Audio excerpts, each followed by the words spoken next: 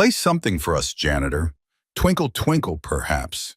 The words sliced through the grand hall of the Manhattan Center for the Arts like a blade finding soft tissue. 300 guests in silk and diamonds turned as one, their champagne glasses catching the light from crystal chandeliers overhead.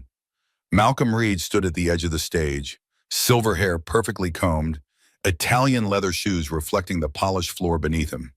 His smile carried the practiced cruelty of a man who'd spent 30 years deciding whose dreams deserved to live. James Cooper stood alone under the spotlight's glare, his maintenance uniform hanging loose on a frame that had grown thin from too many skipped meals and double shifts. The mop bucket at his feet gleamed with industrial cleaner, its handle worn smooth from his calloused grip. Behind him, the Steinway Model D sat like a sleeping giant, its black lacquer surface holding the distorted reflection of a man who'd learned to disappear. In the shadows near the service entrance, Lily Cooper pressed her sketchbook against her chest until the spiral binding dug into her ribs. 9 years old, blonde hair escaping from a braid her father had attempted that morning, oversized hoodie swallowing her small frame. Her eyes fixed on her father with an expression no child should have to wear. The terrified recognition that the world was about to hurt someone she loved, and she was powerless to stop it. The laughter built slowly, rippling through the crowd like a wave gathering strength. A woman in a gown that cost more than Jamie's annual salary covered her mouth with manicured fingers. A man in a tuxedo whispered something to his companion, their shared amusement evident in the twist of their lips. Malcolm lifted his champagne glass higher, conducting the symphony of mockery with subtle movements of his wrist. 3 hours earlier, the grand hall had been empty except for the whisper of Jamie's cloth against the piano's surface. He'd arrived before sunrise, as he always did, because early mornings offered a kind of invisibility. The maintenance staff moved through the building like ghosts, present but unseen. Their work erased the moment it was completed. The cleaning satisfied something in him, the transformation of disorder into order, the evidence of effort that lasted until the first guest arrived and undid it all. The Steinway gleamed under his attention. 12,000 moving parts, a soundboard cut from Sitka spruce that had grown slowly in high altitudes, each ring recording years of patient accumulation. 17 layers of hard rock maple bent into the rim, a feat of craftsmanship that took human hands and inhuman pressure. The keys themselves had once been ivory, now replaced with composite polymer that mimicked the weight and texture of elephant tusks without the moral burden. Jamie knew these details the way a former lover knows the geography of someone else's body, intimately, painfully, against his will. His fingers traced the curve where the lid met the case, gentle enough that he left no prints on the finish. The piano deserved this tenderness, deserved someone who understood what it cost to be beautiful. "You're talking to furniture again, Dad." Lily emerged from behind the stage curtain, her presence announced only by the soft scuff of worn sneakers against wood. She moved like someone who'd learned to take up minimal space, to announce herself only after confirming it was safe. The sketchbook never left her hands during waking hours. Jamie had tried once to peek at its contents, and she'd clutched it to her chest with such fierce protectiveness that he'd never asked again. "That's not furniture, sweetheart. That's a cathedral with 88 steps to heaven." She tilted her head, studying him with the unnerving directness of children who saw too much. "You always say weird stuff about pianos. That's because pianos understand weird people like me." Her giggle surprised them both, a sound that still felt like a minor miracle, 10 years after the night she'd entered the world and taken her mother with her. The guilt lived in Jamie's chest like a second heart, pumping shame through his veins instead of blood. Sarah had known the risks. The doctors had outlined them with clinical precision, numbers and percentages that meant everything and nothing. She'd chosen to continue anyway, chosen Lily over herself, and Jamie had spent 9 years trying to forgive her for leaving and hating himself for resenting the choice. "You're not supposed to be here." His voice carried no real authority. Lily had learned early that her father's threats were paper tigers, all show and no teeth. "Mrs. Patterson said I could wait in the hallway, but the hallway was boring." She dropped cross-legged onto the stage floor, just beyond where the spotlight would reach. "Besides, I wanted to draw you with the piano. You look different when you touch it." The words landed with more weight than she'd intended. Jamie felt something shift behind his ribs, the careful architecture he'd built to protect himself developing a hairline crack. Different how? Like you're remembering something important. She opened her sketchbook, pencil already moving across the page. Something you forgot to forget. The silence stretched between them, father and daughter separated by more than the 12 feet of stage. Jamie turned back to the piano, his reflection ghosting across its surface. 42 years old, though he looked older in certain lights. The kind of face that hard work and harder losses carved into premature lines. Eyes that had witnessed too much and revealed too little. He'd perfected the art of being present while absent, there but not there, occupying space without claiming it.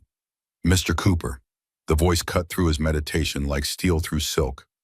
Jamie straightened, tucking the cloth into his pocket with practiced efficiency. The woman approaching wore a dark blazer over gray slacks, her posture suggesting someone who'd spent decades learning to project authority without raising her voice. She carried a clipboard pressed against her chest like defensive armor. Could you please finish quickly? Miss Sterling will be arriving soon, and everything needs to look immaculate. Yes, ma'am. She paused, her gaze traveling from his face to the piano and back again. Something flickered in her expression. Confusion, maybe, or the uncomfortable recognition that she was addressing a human being rather than a function. You've been polishing that piano for 20 minutes. It deserves the attention. The woman's mouth opened, closed, opened again. Whatever response she had been formulating died before reaching her lips. She turned on her heel and strode toward the back of the hall, her footsteps echoing in the empty space. Jamie watched her go. 9 years of this, 9 years of being spoken to in that particular tone. Not quite rude, but carrying the presumption that his time belonged to everyone except himself. 9 years of swallowing responses that would cost him his job, his daughter's health insurance, the fragile stability they'd built from the wreckage of before. Dad, yeah, sweetheart, why do people always talk to you like that? He crossed to where she sat, kneeling until they were eye level. The position hurt his knees, but he ignored it. Some conversations required proximity, required the ability to look into someone's eyes and confirm you were being heard. Like what? Like you're not really there. The observation carried a weight far beyond her years.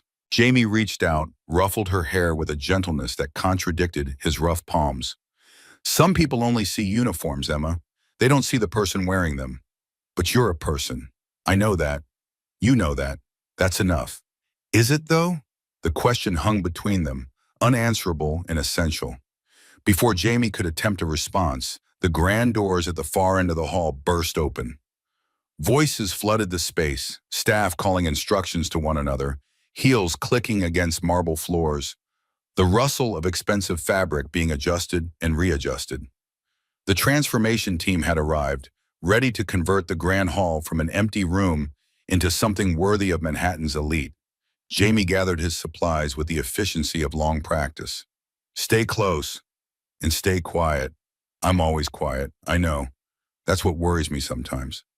They retreated into the shadows as the hall filled with organized chaos.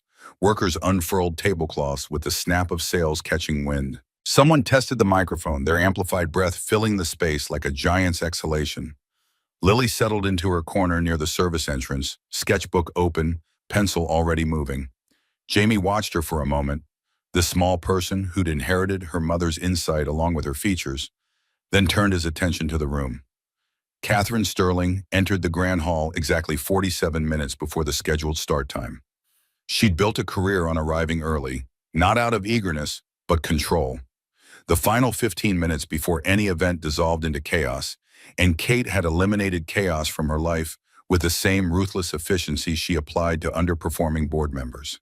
She paused just inside the entrance, scanning the space with eyes that had evaluated 1,000 galas, 1,000 grant proposals, 1,000 moments where someone attempted to take something from her. The Steinway sat center stage, its surface catching and reflecting the warm glow of stage lights.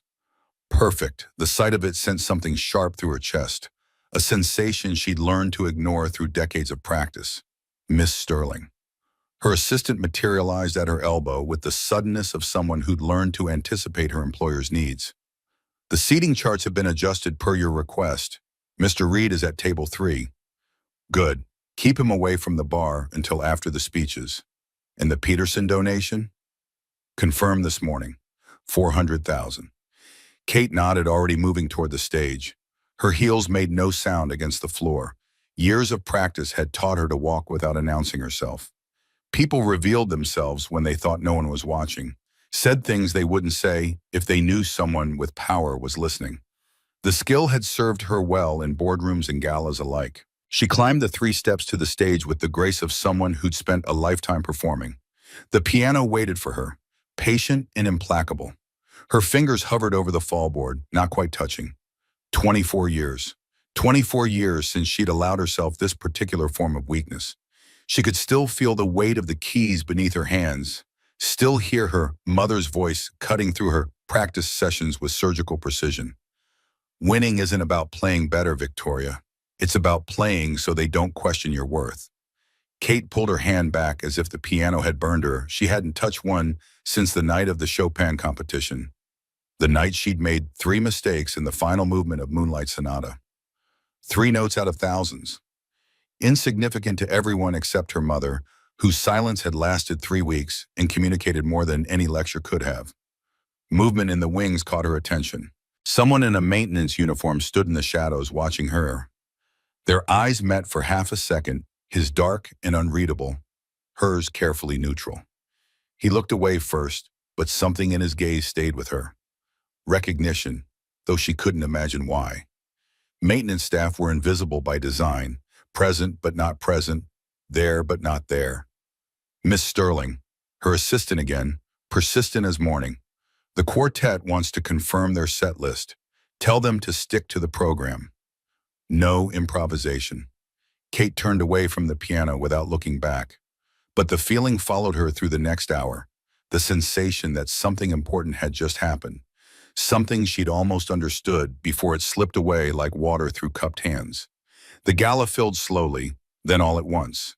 300 guests poured into the grand hall in waves of perfume and cologne, their voices rising in practice enthusiasm.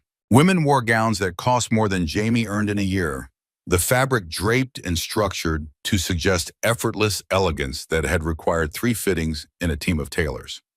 Men adjusted their tuxedos with the confidence of people who'd never questioned whether they belonged in formal wear. Jamie worked the edges of the room, a ghost among the living.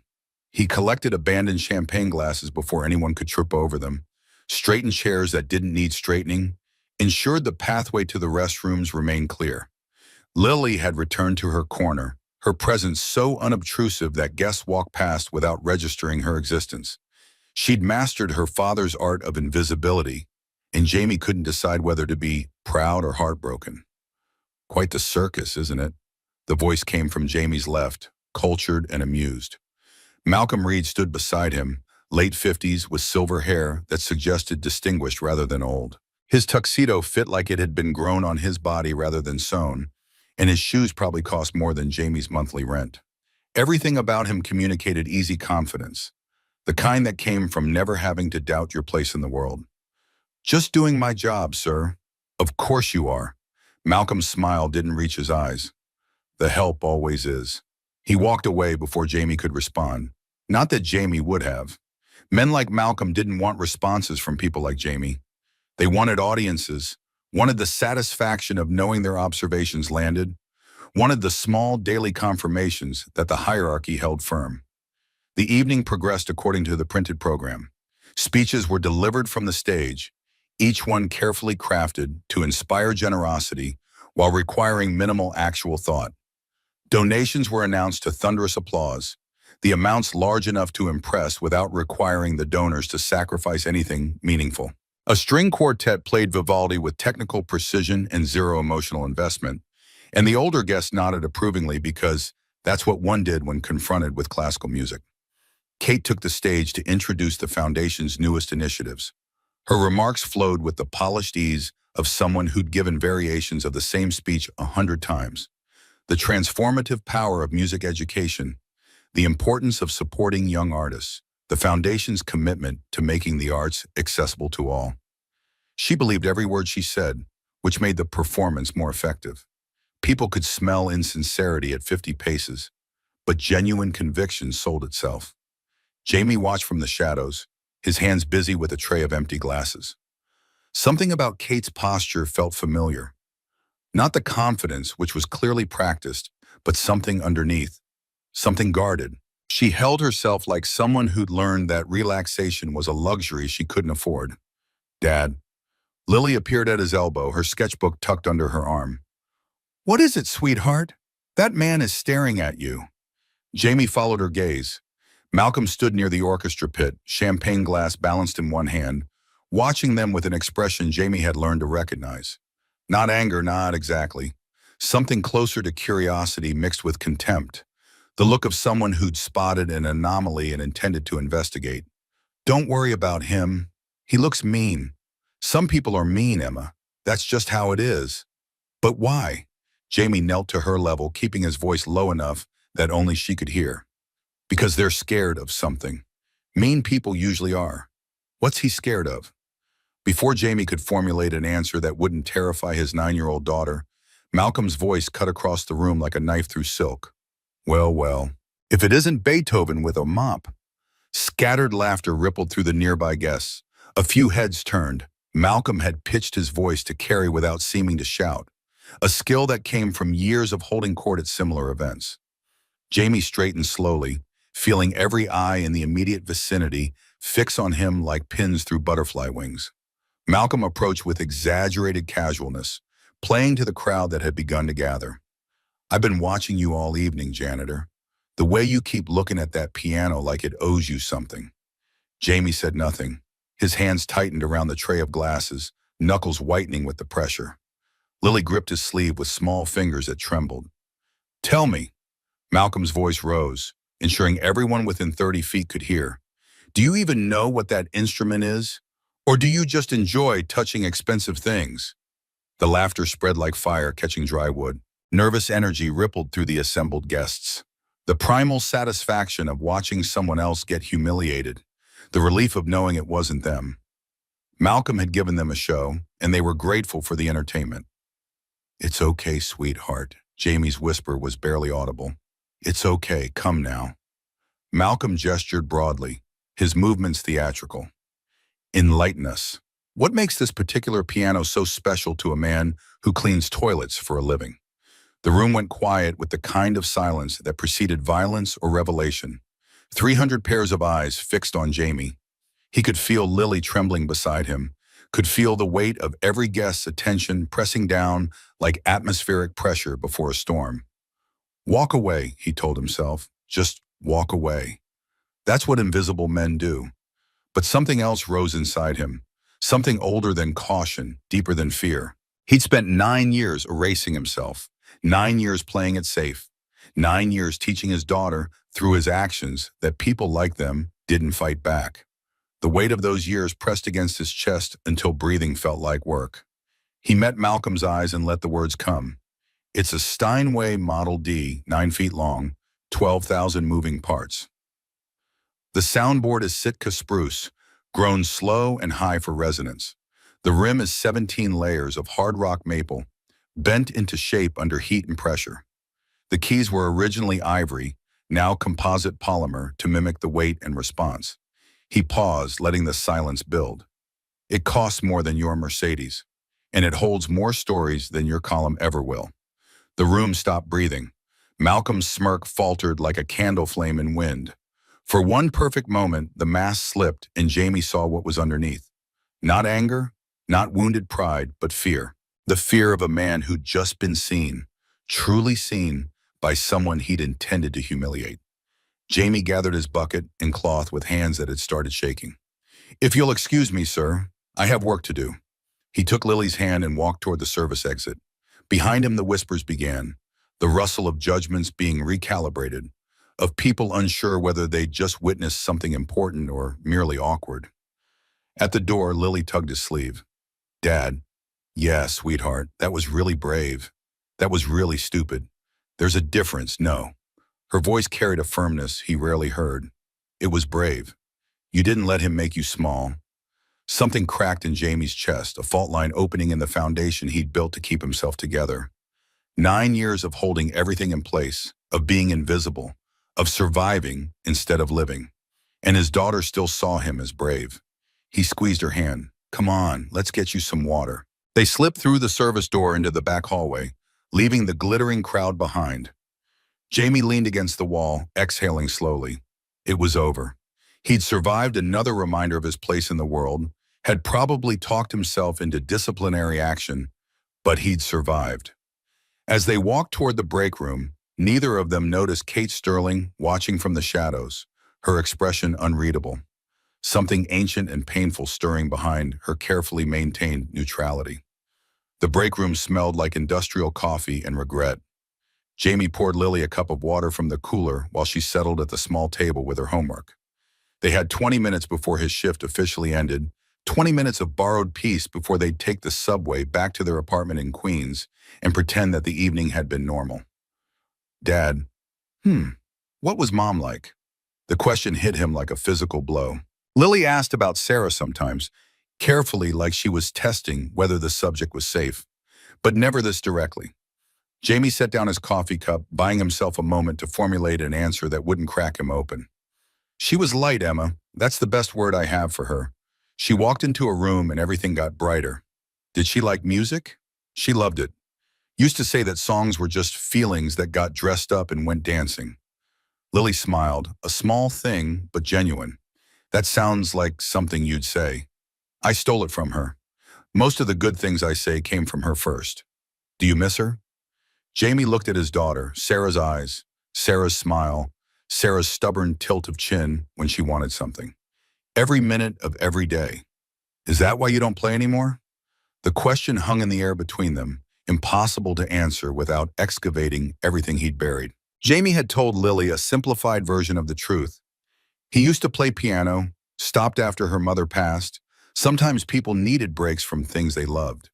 He'd never explained the real reason, that playing felt like betrayal, that every time he touched keys he heard Sarah's voice telling him he always played like the keys owed him an apology, teasing and loving and alive.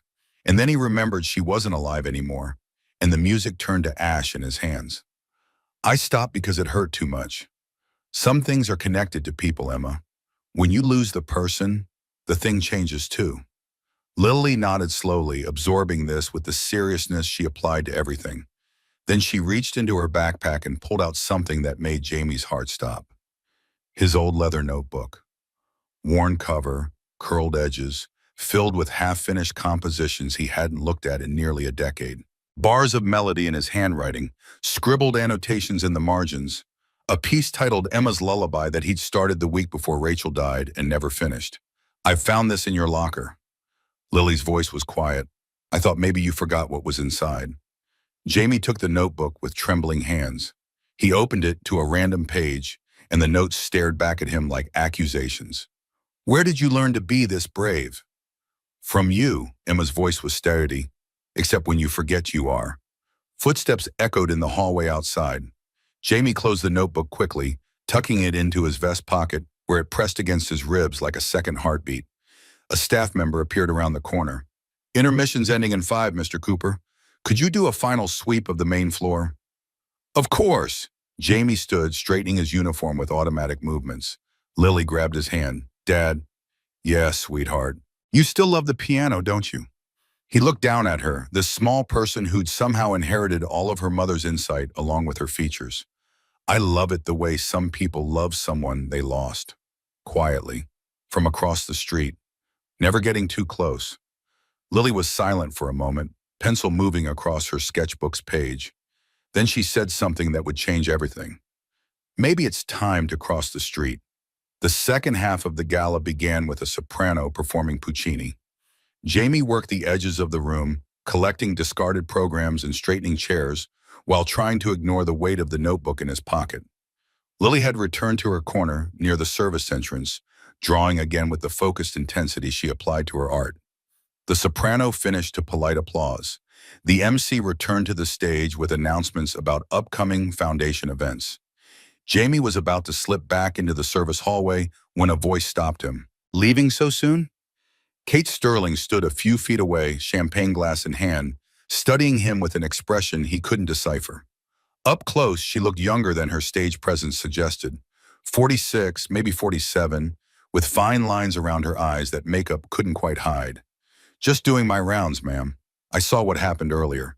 With Malcolm Reed. Jamie's jaw tightened. I apologize if I disrupted. You didn't. Kate's voice was quiet but firm. He's been disrupting things for 30 years. It was refreshing to see someone actually respond. I shouldn't have. Why not? The question caught him off guard. Because that's not my place. Kate smiled slightly, the first genuine expression he'd seen from her all evening. You sound like someone who spent too long believing what other people told you about yourself.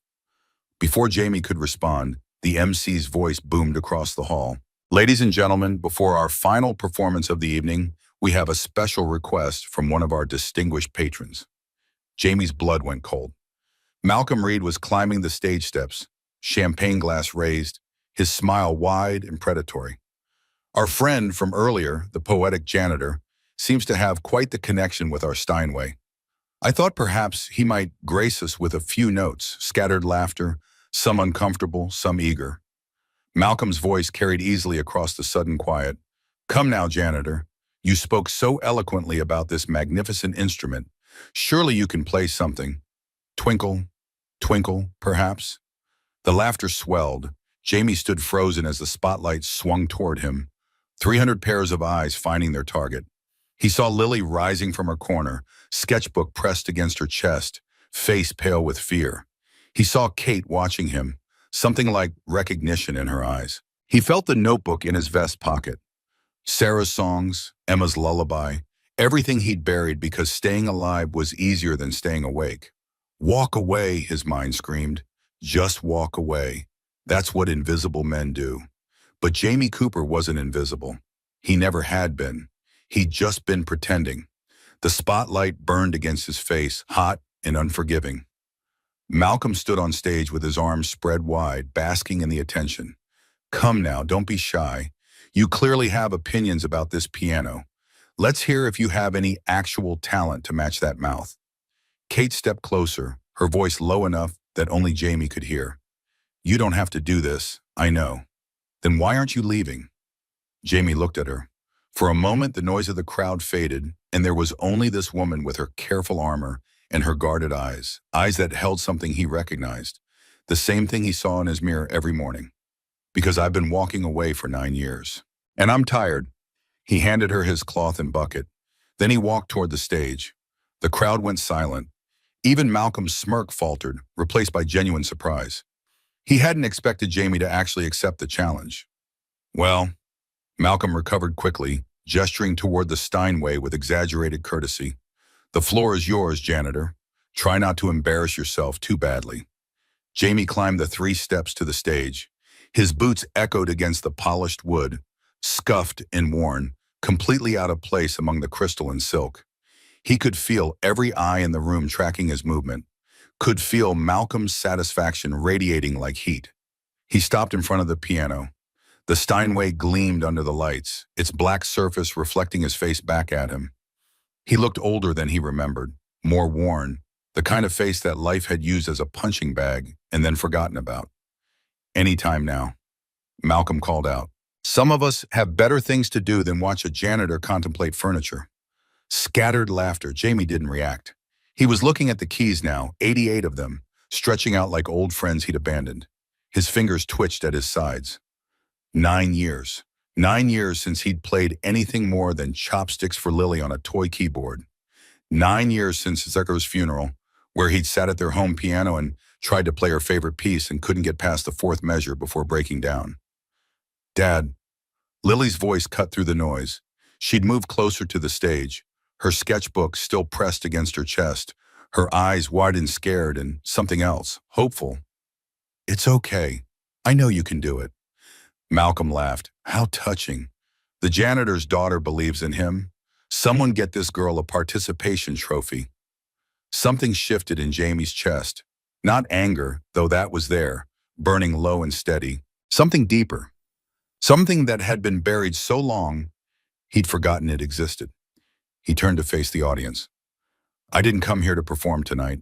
I came to clean your floors and empty your trash and make sure no one tripped over a loose cable.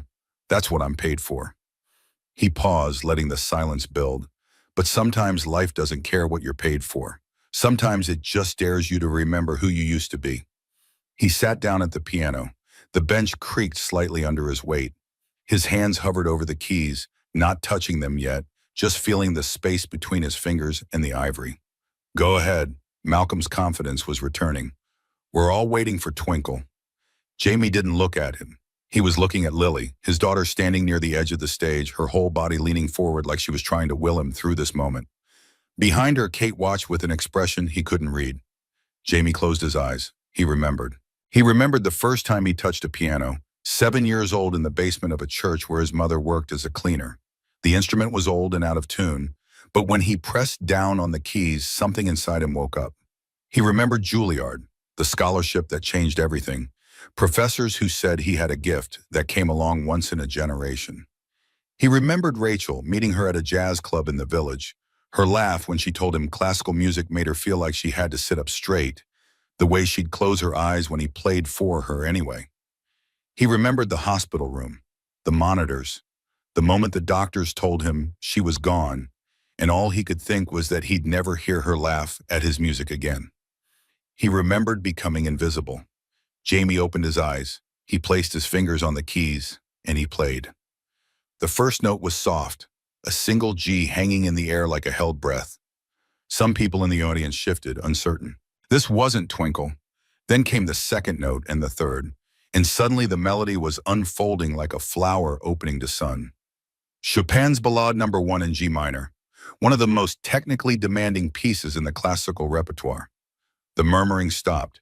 Jamie's fingers moved across the keys with a certainty that surprised even him.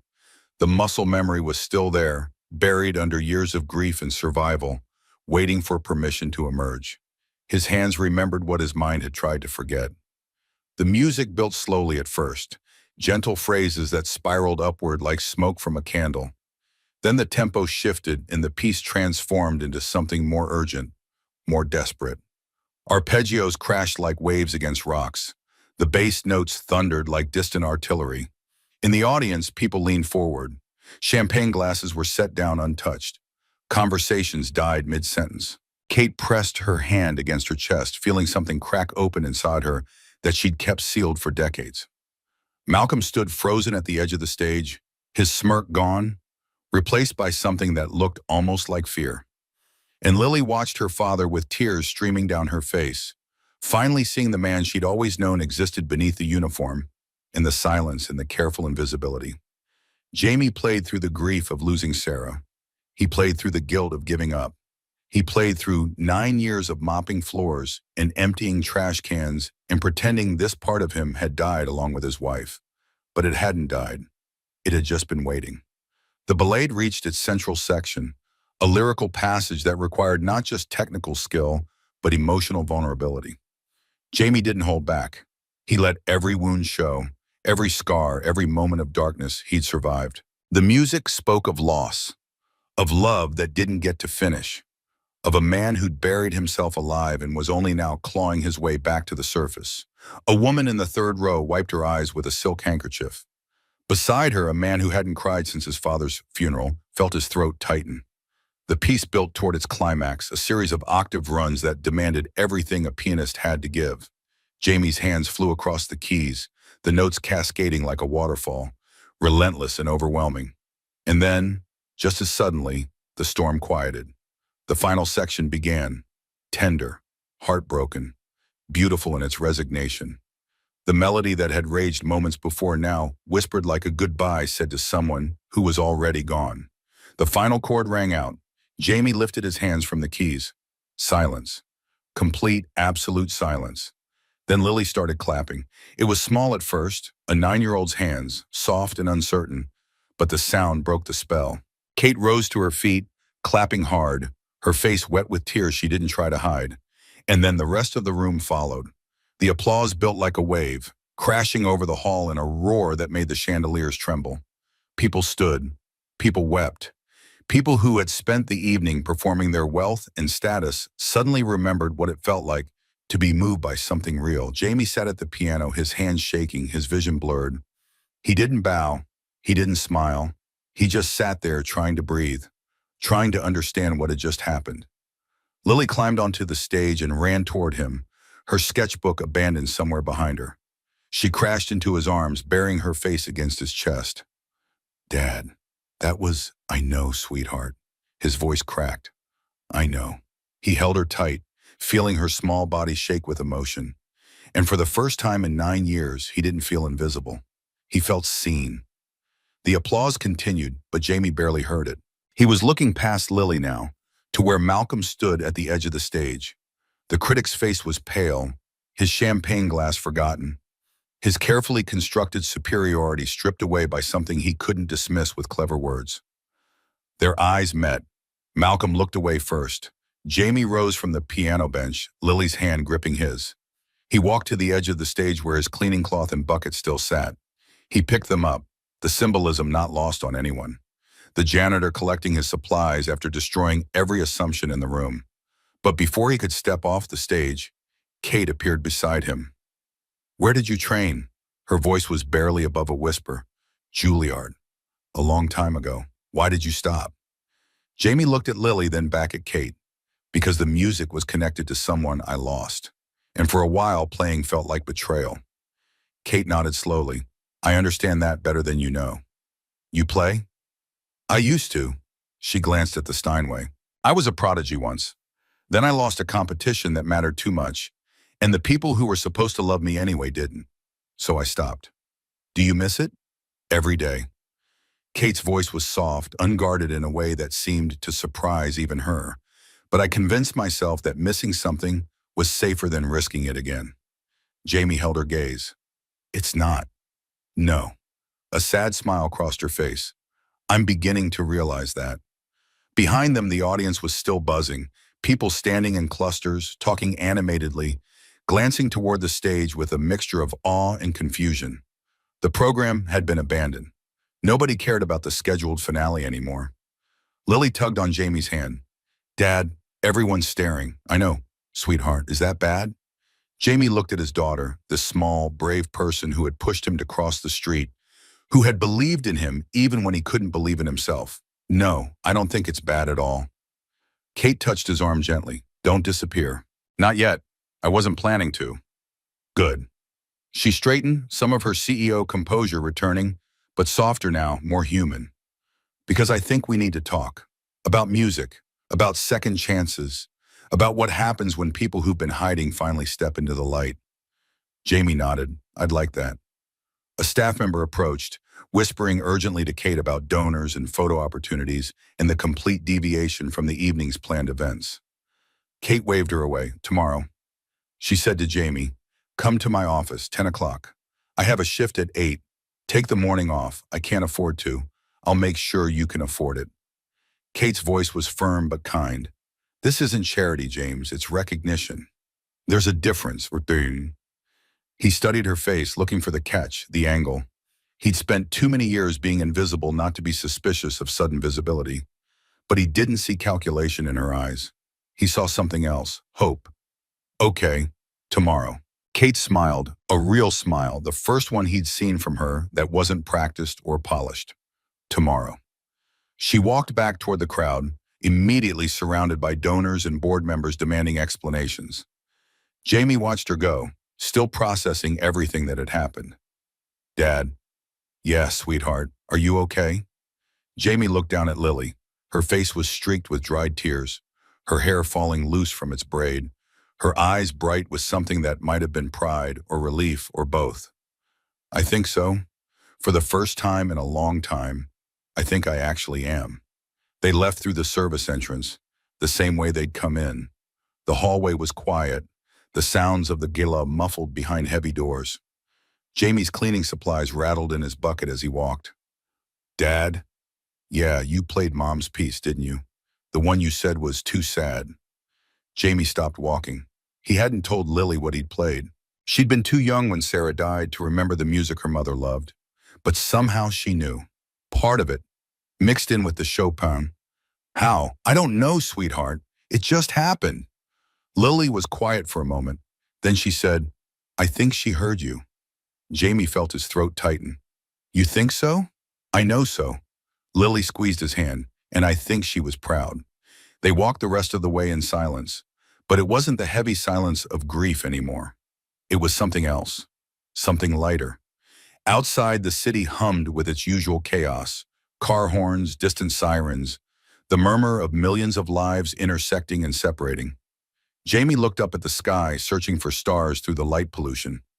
Dad. Yes, sweetheart. What happens now? Jamie thought about Kate's invitation, about the audience's reaction, about 9 years of invisibility and one moment of terrifying, exhilarating exposure. I don't know, but I think maybe that's okay. Lily smiled. I think so too.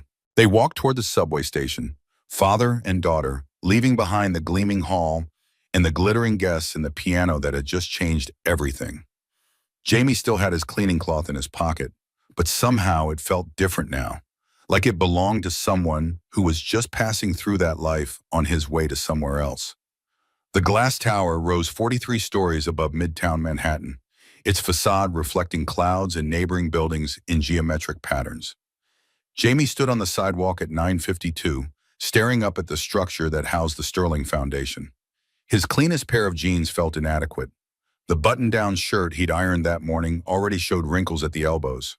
Around him, people in $1,000 suits moved with the purposeful stride of those who belonged in buildings like this. The elevator was all mirrors and chrome. Jamie watched his reflection multiply into infinity.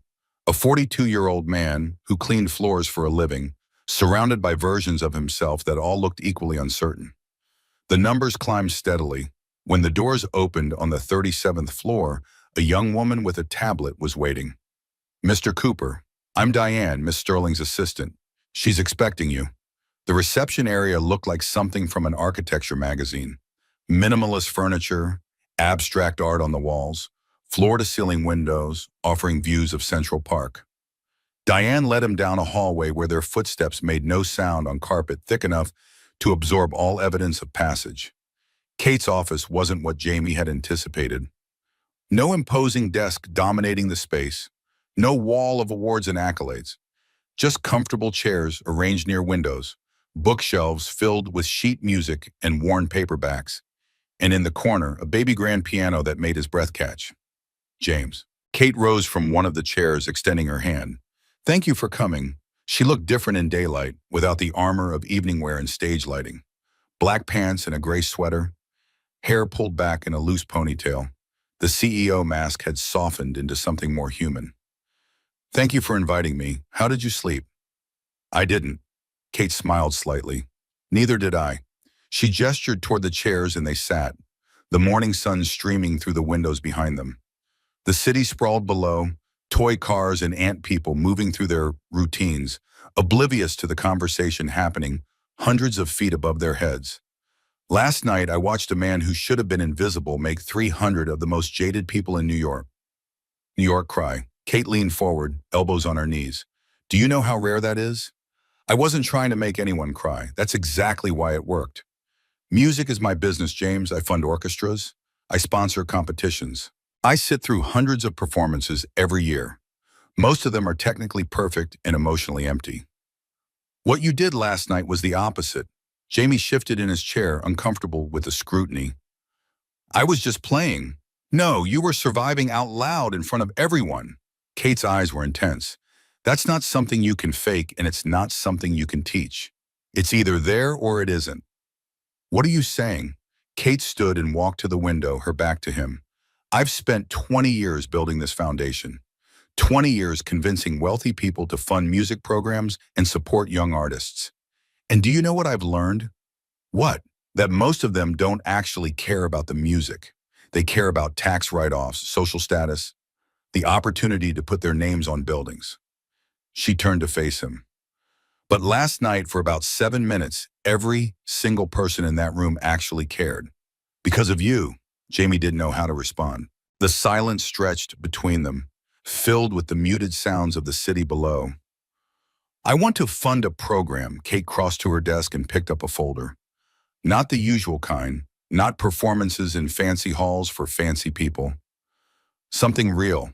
Music in public schools, in veteran centers, in homeless shelters. Music for people who need it, not just people who can afford it. That sounds incredible. I want you to run it. The words landed like a physical blow. Jamie's mouth opened, closed, opened again. I'm sorry. You heard me. Kate moved back toward the chairs but didn't sit. I did some research after you left last night. Juilliard Scholarship, 1999. Top of your class. Your professor said you had the most natural gift they'd seen in decades. You were supposed to debut with the Philharmonic, but you withdrew a month before the concert. Jamie's jaw tightened. That was a long time ago. Your wife died. Yes. And you stopped playing. Yes. Kate set the folder down. I'm not asking you to explain, James. I'm not asking you to justify 9 years of grief. I'm asking you to consider what might happen if you stopped hiding. I'm not hiding. I'm surviving. There's a difference, is there? The question hung between them. Jamie stood, walking to the piano in the corner. He rested his hand on the closed lid, feeling the smooth wood beneath his palm. A 1952 Steinway Model B, if he had to guess. Smaller than the concert grand from last night, but no less capable of beauty. When Sarah died, I couldn't separate the music from her. Every note reminded me of something we'd shared. Every chord felt like a betrayal, like I was trying to move on when moving on was impossible. And now, Jamie paused, searching for words. Last night, for the first time, the music didn't feel like grief. It felt like connection, like she was there listening the way she used to. Kate moved to stand beside him. That's what music is supposed to do. Connect us to what we've lost. Remind us that loss doesn't have to mean the end. It felt like the end for a long time, I know. Her voice was soft. After I lost that competition, when my mother stopped speaking to me, music felt like the enemy, like it had promised me something and then taken it away. So I punished it by walking away. Do you regret it? Every single day. Kate looked at the piano. But regret is just wisdom that arrived too late. The question is what you do with it now. She sat down on the piano bench and lifted the fallboard. For a long moment, she just stared at the keys, her hands hovering, but not touching. I haven't done this in 24 years. You don't have to. I know, she placed her fingers on the keys. But maybe it's time to stop hiding too. She played a single chord, C major, the simplest, most fundamental chord in Western music. It rang through the office, clear and pure. Kate's breath caught, her eyes closing against whatever emotion the sound triggered. Still sounds the same. Pianos remember, even when we forget. She played another chord, then another. A simple progression, nothing complicated, but Jamie could see her hands trembling. When she was 10, she told her mother she wanted to play music for people who were sad, wanted to make them feel less alone. Her mother had called it a waste of talent, insisted that music was for winning, not healing. She was wrong. I know that now. Victoria stopped playing and looked up at him. That's why I need you for this program, because you understand what music is actually for. Not performance, not competition, connection. Jamie sat down on the bench beside her, careful to maintain space between them. I don't know if I can do what you're asking. I'm not a teacher. I'm not a leader. I'm a janitor who happened to play piano once. You're a man who walked through fire and came out carrying a melody. Kate's voice was firm. That's exactly what these programs need. Not someone polished, someone real. On in. And if I fail, then you fail and you try again tomorrow, and the next day, and the day after that. Because that's what music teaches us, James. Every wrong note is a chance to find the right one.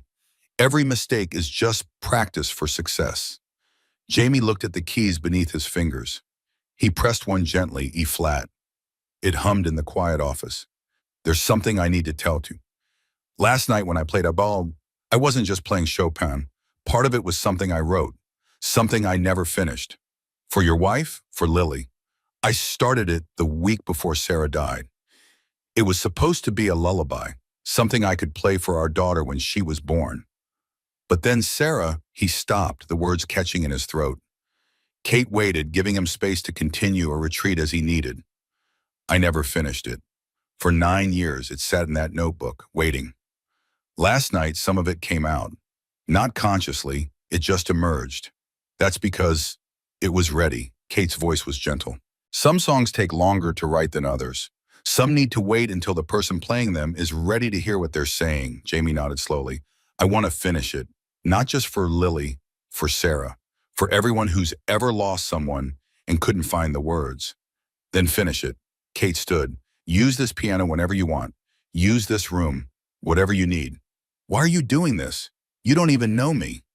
Kate walked toward the window again, her silhouette backlit by morning sun. When I was 16, the night after I lost that competition, I sat in my room and stared at my hands for 3 hours. I kept thinking, these hands have failed me. These hands will never be good enough. And then my mother walked in. Do you know what she said? What? She said, your hands are fine. It's your heart that's the problem. Too soft, too emotional. Music isn't about feeling, Catherine. It's about precision. Jamie said nothing, sensing she needed to finish. I believed her. For 24 years, I believed that the problem was that I cared too much. So I stopped caring about music, about people, about anything that might hurt me. She turned to face him. Last night, watching you play, I realized something. What? She was wrong. My mother was wrong. Music is nothing but feeling. Precision without emotion is just noise. And the reason I've been so successful in this business, the reason I've built this foundation and funded all these programs, is because deep down I've been trying to prove her wrong, trying to show that heart matters. And you want me to help you prove it. I want you to prove it to yourself, Kate smiled. I've already learned my lesson. Now it's your turn. Jamie looked at the piano, then at Kate, then back at the piano. When would this program start? Whenever you're ready. I still have a job. Bills to pay. The foundation will provide a salary, enough to cover your expenses and then some. You'll have time to create, to teach, to do this properly. And if I'm not good at it, you will be. Her certainty was unshakable. How do you know? Because last night you weren't just playing music, you were saving your own life. And people who can do that, people who can transform their pain into something beautiful, they're the ones who change the world. 3 weeks later, Jamie stood in the doorway of an abandoned chapel on 47th Street, trying to reconcile the reality with Kate's enthusiasm. Dust covered every surface. The windows were so grimy they barely let in light. Plaster had fallen from the ceiling in places, leaving exposed lath like bones showing through skin. It needs work. Kate stood beside him, arms crossed, watching his reaction. The building had been abandoned for 7 years. A community music school that lost its funding and closed its doors. That's one way to put it. But the bones are good. Kate walked inside, her footsteps echoing in the empty space. And look, in the center of the room, covered with a tarp, sat a piano. Jamie crossed to it and pulled the covering away. A baby grand, decades old, its finish dulled by neglect. He lifted the fallboard and pressed a key. The note came out flat, sour, but the tone was still there underneath the damage. How long has this been empty? 7 years. The foundation acquired it last year, but we never found the right use for it.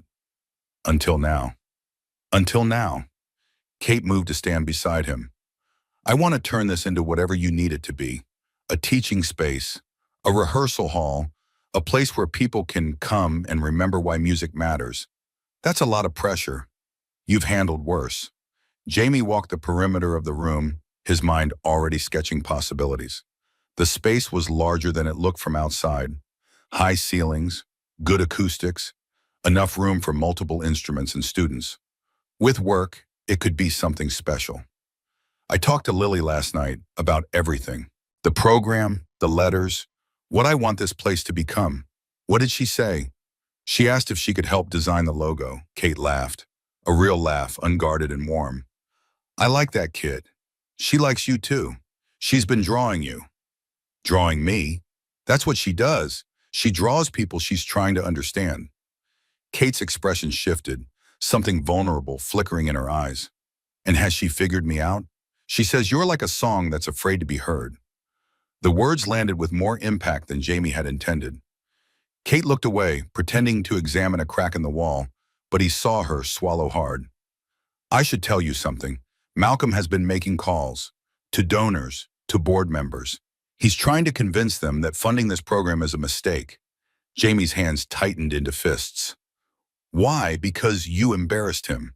Because people like Malcolm need to believe that talent and worth are connected to status. That someone like you couldn't possibly have anything to offer. Kate turned to face him.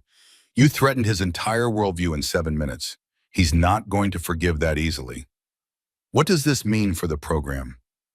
It means we have enemies. It means some people will try to stop us before we even start.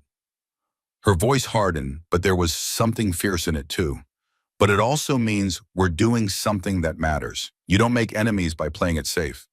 Jamie looked around the empty chapel at the beast in the cobwebs and the piano waiting to be heard.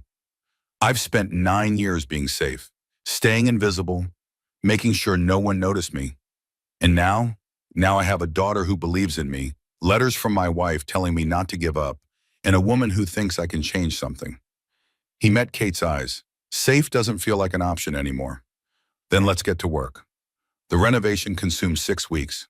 Jamie arrived before dawn and left after midnight, supervising every detail with the obsessive focus of someone who'd been given a second chance and refused to waste it.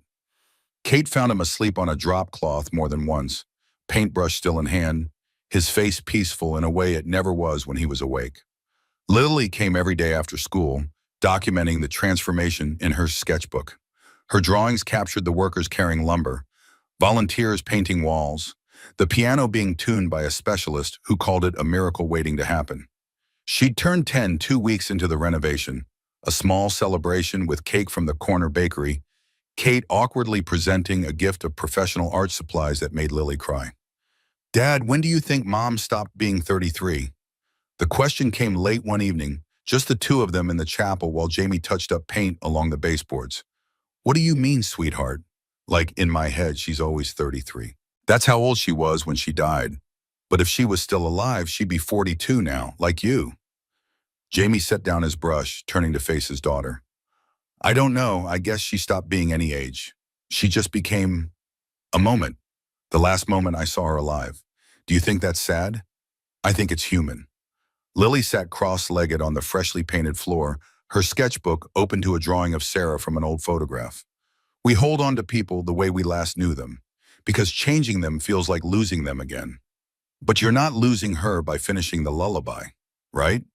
Jamie crossed to his daughter, kneeling beside her. No, sweetheart, I'm not losing her. I'm just finally saying the goodbye I couldn't say before. What are you going to call this place? We've been thinking about that. Kate wants something that means what we're trying to do here. Not just music, connection, healing. Lily looked up from her drawing, her eyes bright with the same insight that had ambushed him since she was old enough to speak.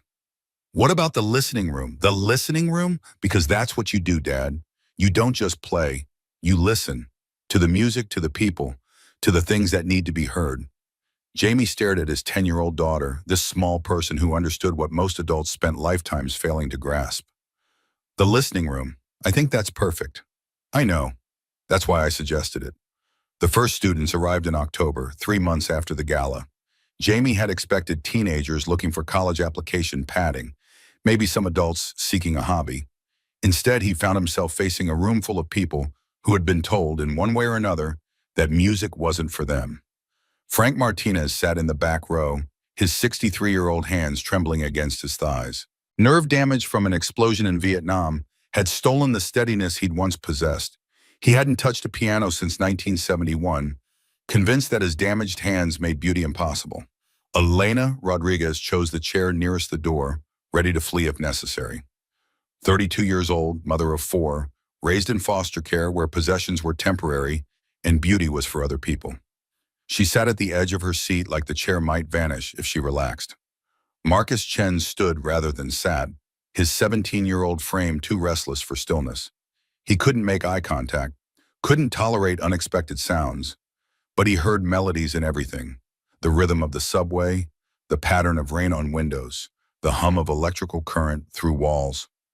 Dorothy Williams arrived with her daughter hovering protectively at her elbow. 71 years old, Alzheimer's slowly erasing the woman she'd been, but her fingers still knew Gershwin even when she couldn't remember her granddaughter's name. Her daughter had brought her in desperation, hoping music might preserve what medication couldn't. Jamie stood before them, his heart pounding against his ribs. I'm not going to teach you technique. Not yet. First, I need you to understand something. They waited, skeptical and hopeful in equal measure. Music isn't about perfection. It's not about playing the right notes in the right order. It's about saying the things you can't say with words. He looked at each of them in turn, Frank with his trembling hands, Elena with her flight-ready posture, Marcus with his eyes fixed on a point past Jamie's shoulder, Dorothy with her clouded gaze.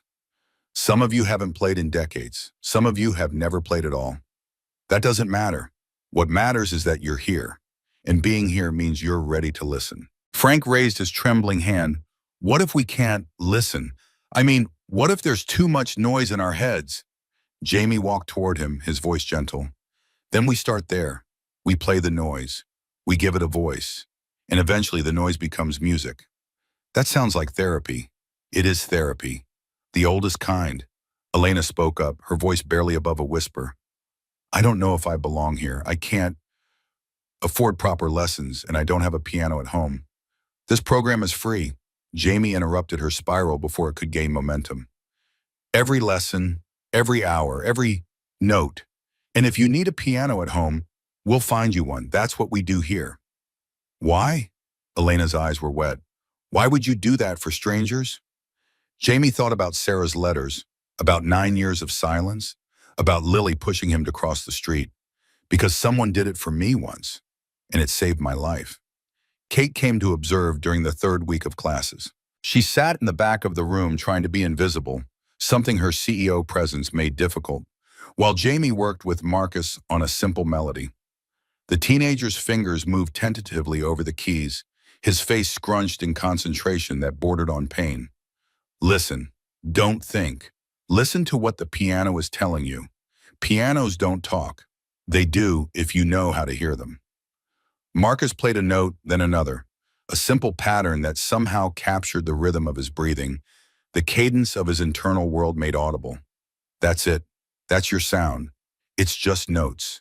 It's never just notes, Marcus. It's you, everything you feel, everything you can't say. It's right there in those keys. You just have to trust it.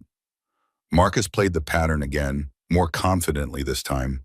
A smile flickered across his face. Brief, barely there, but real.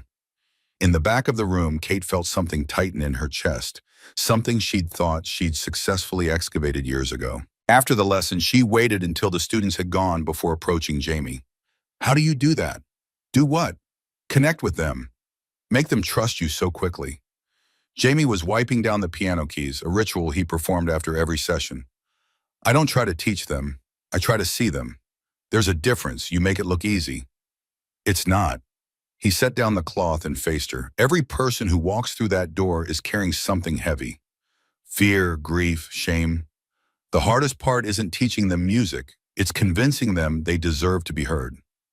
Kate was silent for a moment, absorbing this. I never had a teacher like you. What were your teachers like? Precise, demanding. They cared about competitions and rankings and whether my technique would impress judges. She laughed, but there was no joy in it. I was 15 before I realized that I played for them, not for myself. What happened when you realized? I kept playing for them anyway because I didn't know any other way. Jamie studied her face, seeing past the careful neutrality to something wounded beneath. You could learn. Learn what? To play for yourself, to remember why you started in the first place. I'm 46 years old, James, a little late for that. Says who? Kate opened her mouth to respond, then closed it. She looked at the piano, at the keys she hadn't touched except for that one morning in her office. I wouldn't even know where to begin. Yes, you would. Jamie moved to the piano bench and sat down, leaving space beside him. The beginning is always the same. You sit down, you breathe, and you remember who you were before someone told you who to be. Kate didn't move. I'm scared. The words came out before she could stop them, raw and honest in a way that felt dangerous. I know. It's been so long. The piano doesn't care. What if I can't? Then you can't. And you try again tomorrow, and the next day, and the day after that, because that's what we do here. We keep trying until the music comes back. Kate stood frozen, the distance between herself and the piano bench feeling vast as an ocean. Then slowly she walked forward and sat beside him. Her hands hovered over the keys, trembling. I played Moonlight Sonata at my last competition. The third movement. I'd practiced it for 6 months. Every note perfect, every transition flawless. What happened? I made a mistake in the final passage. 3 wrong notes that probably no one but the judges noticed. Her voice cracked. My mother didn't speak to me for 3 weeks. That's not about music. That's about control. I know that now. Kate stared at the keys, but knowing doesn't make it easier to start again. Nothing makes it easier. You just do it anyway. She pressed a key, middle C. The note rang out, clear and true. That's 1. Kate continued, D then E. A simple scale, halting and uncertain. I feel ridiculous. You look brave. By the time she reached the octave, tears were streaming down her face. Why does this hurt so much? Because you're feeling something real for the first time in 20 years. Kate stopped playing and looked at him, her mask gone completely. My mother died last year. Breast cancer. Quick and brutal. I'm sorry. She never apologized. Not for any of it. The pressure, the silence, the way she made me feel like love was something I had to earn. Kate's voice broke. I thought when she died, I'd feel free, but I just felt emptier. Jamie reached over and covered her hand with his. Grief doesn't follow rules. You can be angry at someone and still miss them. You can resent what they did and still wish they were here. How do you do it? How do you carry Sarah with you without drowning? I don't carry her anymore. I let her live in the music.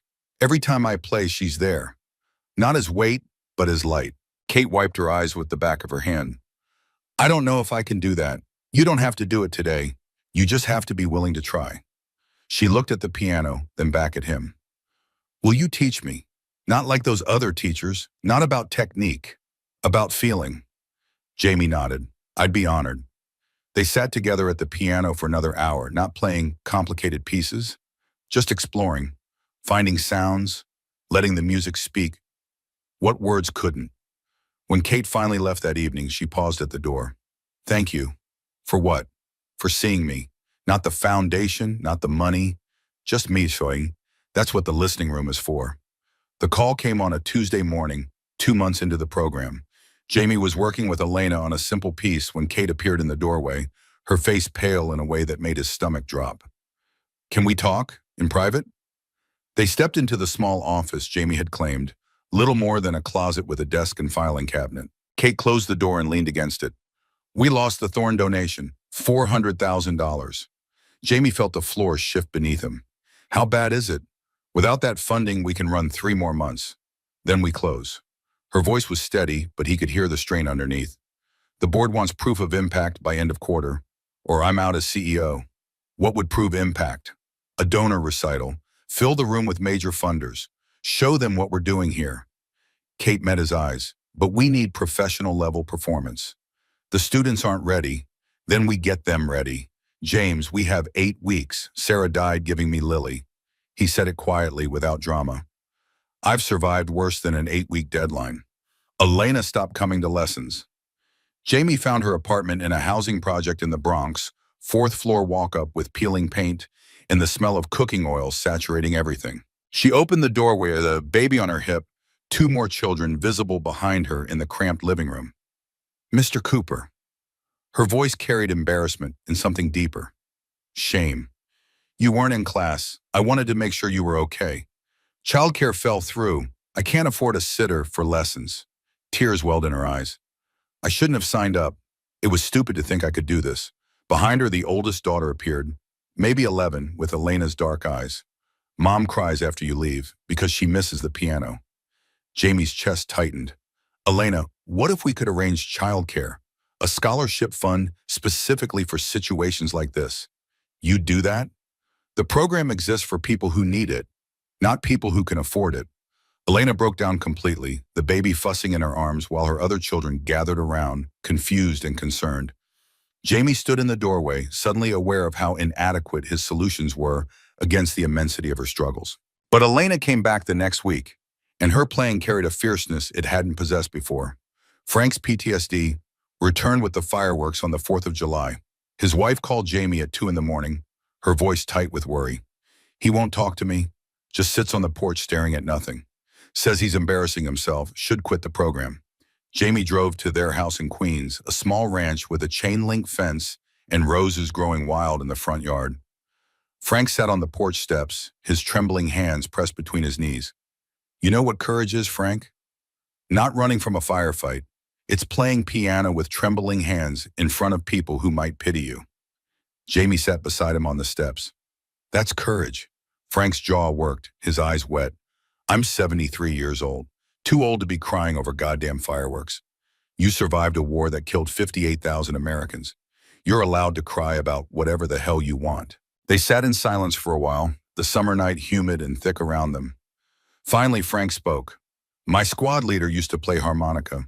After firefights, when we couldn't sleep, he'd play these slow, sad songs, just to remind us we were still human.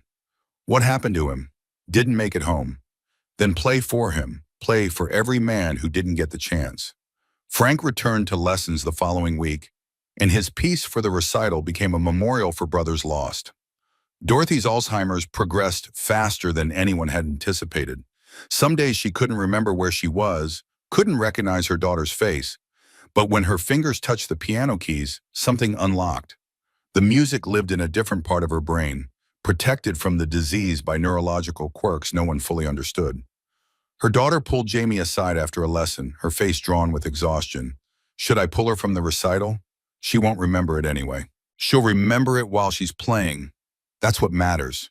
But after doesn't exist for her anymore. Only now, and right now, in this moment, she's fully herself. Don't take that away because of what comes later. The panic attack hit Jamie during a rehearsal in week 7. He was demonstrating a passage for the students when his hands suddenly froze mid-phrase. The room tilted, his vision tunneling to a pinpoint. He couldn't breathe, couldn't think, couldn't remember where he was or why. Flashback to the gala, Malcolm's laughter, 300 staring eyes, the weight of their judgment pressing down until he couldn't move. Mr. Cooper, are you okay? The students' voices came from very far away. Jamie's chest constricted, his heart hammering against his ribs like it was trying to escape. He staggered backward, his hip hitting the piano bench. Everyone out. Now. Kate's voice cut through the chaos with the authority of someone used to being obeyed. The students filed out reluctantly, casting worried glances over their shoulders. When the door closed, Kate knelt beside where Jamie had collapsed on the floor. Breathe with me. In, out. It took 20 minutes before he could speak, before the room stopped spinning and his vision cleared. When he finally looked at Kate, the shame was overwhelming. I can't do this. I'll ruin everything. Again, you didn't ruin anything the first time. Sarah's death wasn't your fault. I gave up for 9 years. What if I give up again? Kate sat down on the floor beside him, her expensive pants collecting dust she didn't seem to notice. You want to know why I really stopped playing? Jamie nodded, still struggling to regulate his breathing. Competition day, I saw my mother in the audience. She looked disappointed before I even started. Kate's voice was soft, remembering. I made those 3 mistakes because part of me wanted to fail, to escape. She paused, letting that sit between them. I've been running from that moment for 24 years. But watching you, watching our students, I'm learning something. What? That failure isn't trying and falling short. Failure is not trying at all. The door creaked open. Lily stood in the doorway, Kate's assistant behind her looking apologetic. She'd been listening, tears tracking down her face. She pulled something from her backpack, her sketchbook, open to a drawing of Jamie surrounded by students. The title written at the bottom, Dad Teaching People to Be Brave. Jamie broke down again, but different this time. Cathartic rather than catastrophic. Lily crossed to him and wrapped her arms around his neck. How did you get so wise? I had a good teacher. Not Mom. You. Dad. The recital night arrived like an execution date. The chapel had been transformed, folding chairs arranged in neat rows, lighting rigged to make the space feel professional rather than makeshift. 500 people filled the seats, donors in tailored suits beside neighborhood families in their Sunday best. Board members mixing with veterans and single mothers and teenagers who'd never set foot in a concert hall. Kate found Jamie backstage, pacing like a caged animal. Whatever happens, thank you. For what? for reminding me why I started this foundation.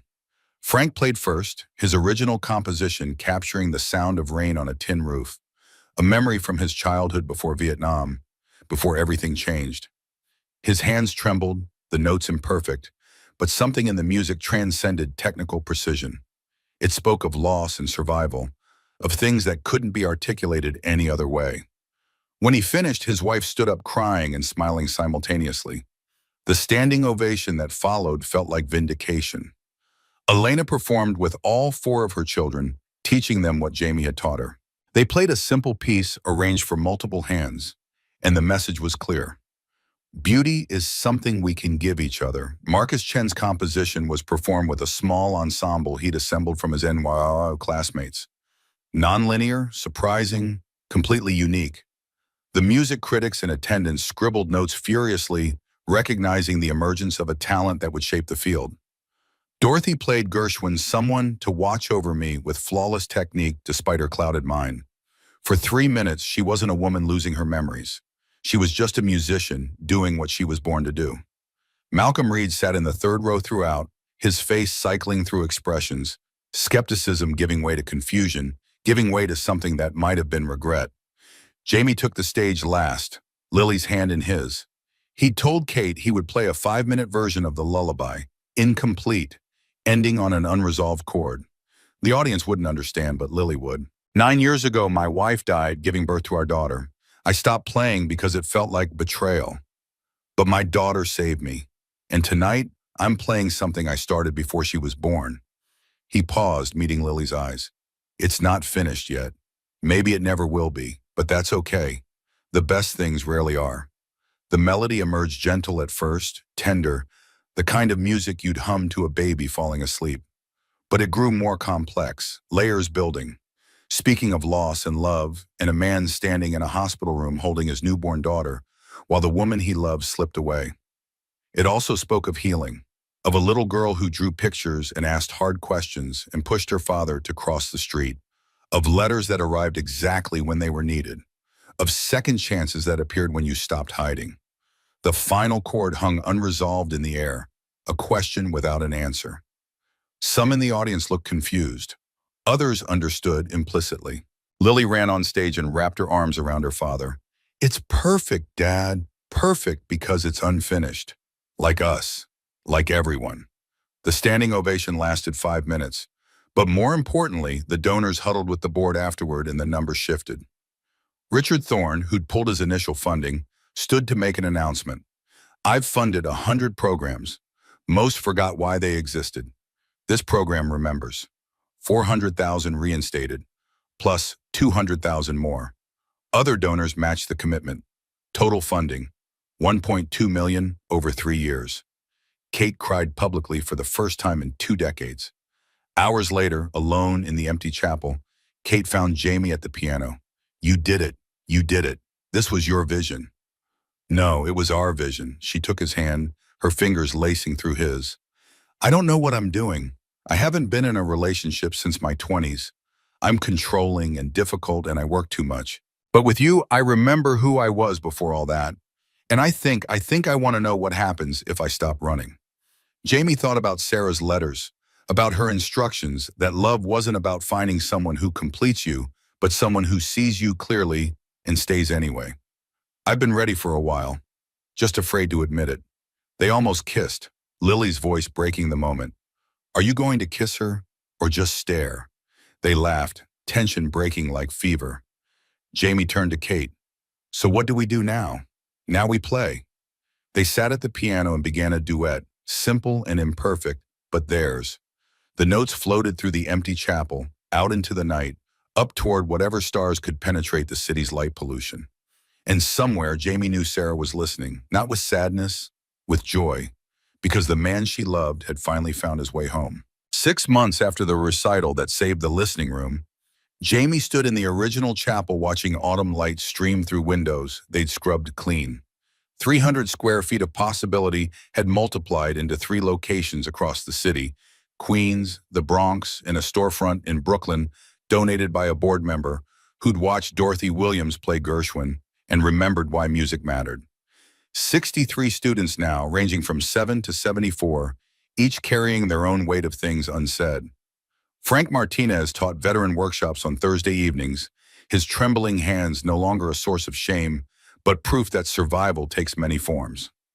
Elena had completed her associate degree in music education, funded by a listening room scholarship that Kate had established specifically for parents rebuilding their lives. Marcus Chen split his time between NYU composition seminars and weekend sessions, where he worked with younger students on the spectrum, teaching them that different minds hear different music. Dorothy had passed in her sleep 3 months ago. At her funeral, Jamie had played Someone to Watch Over Me while her daughter sobbed in the front pew, and 73 people who'd never met the woman understood something essential about what it means to be remembered. Lily turned 10 and a half during a November morning that felt more like September, the city refusing to acknowledge winter's approach. Kate had organized a party at the chapel, small, intimate, just the core volunteers and a few students. Lily opened her gifts with the careful deliberation she applied to everything, but when she reached Kate's offering, a complete set of professional drafting pencils and archival quality paper, her composure cracked. "You didn't have to do this." Kate knelt beside her, close enough that Jamie could see the vulnerability in his partner's face. "Yes, I did. Artists deserve the right tools." The word partner still felt foreign in Jamie's mouth, though they'd been together officially for 6 months.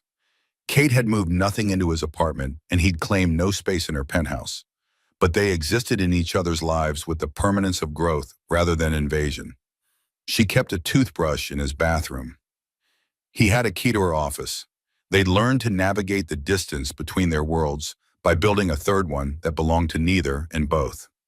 On a Wednesday afternoon that smelled like coming snow, a woman in her late 20s appeared at the chapel entrance.